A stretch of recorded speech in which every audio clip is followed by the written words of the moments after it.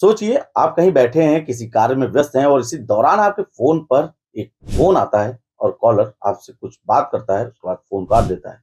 लेकिन इत्तेफ़ाक से ये मोबाइल नंबर आपके मोबाइल की कॉन्टैक्ट लिस्ट में सेव नहीं है। अब आप परेशान होंगे कि ये कौन है?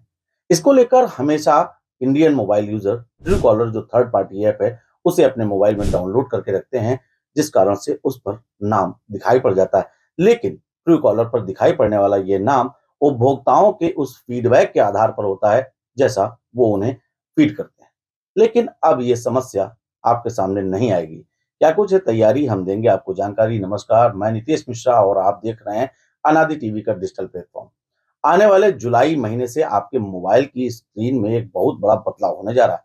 चाहे कोई मोबाइल नंबर आपके मोबाइल में सेव हो अथवा ना सेव हो, लेकिन उस पर बाकायदा उस व्यक्ति का यानी कि उस कॉलर का नाम लिखकर आएगा जिसने आपको फ़ोन किया है।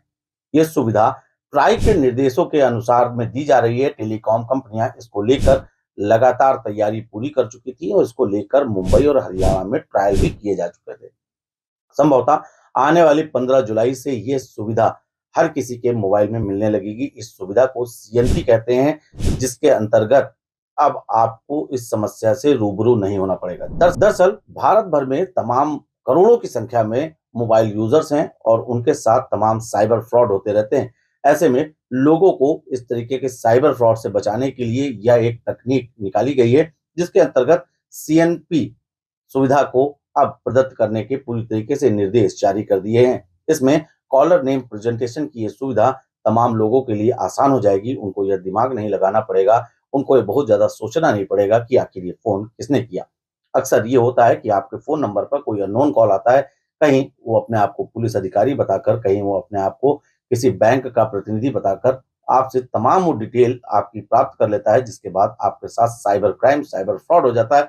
उसके बाद आप दर-बदर भटकते हैं। हालाँकि पुलिस इस पर कार्रवाई तो करती है, लेकिन उसमें समय लग जाता है। इन सभी असुविधाओं से बचने के लिए भारतीय दूरसंचार की जो बड़ी कंपनी है ट्राई, उसने लगातार इस बात को लेकर निर्देश दिए थे और कहीं न कहीं ट्राई के बढ़ते दबाव में अब पूरे भारत भर के मोबाइल कंपनियों ने इस बात को ट्रायल किए है। अब इस ट्रायल का सफलतम परीक्षण भी आ चुका है। इसकी क्रियाविधि क्या होगी, ये हम आपको संक्षिप्त में समझा देते हैं। दरअसल आप जब भी कोई सिम खरीदने जाते हैं तो उस दौरान आपका एक केवाईसी फॉर्म अपडेट होता है और अब इसी केवाईसी फॉर्म के अपडेट नाम के हिसाब से वो नाम आपका दूसरे फ़ोन करने वाले की स्क्रीन पर दिखाई पड़ेगा। ठीक है? इसका एक एग्ज़ाम्पल है, जैसे लोग फर्जी सिम खरीदते जाते समय अपनी आइडेंटिटी छुपाते थे, उसको लेकर भी नियम बनाए गए हैं। उसी के अनुरूप अब वही नाम जो केवाईसी के फॉर्म में अपडेट होगा, वही नाम कॉलर के नंबर पर दिखाई पड़ेगा, तो इससे एक बड़ी सजगता आएगी और इससे एक लोगों में अंदाज़ा ये लगाया जा रहा है, तमाम तकनीकी विशेषज्ञ ये कह रहे हैं कि ऐसे में फ्रॉड की संख्या में एक बड़ी कमी आ सकती है। हालाँकि जल्दी ही ये सुविधा आम जन को भी मिलने जा रही है।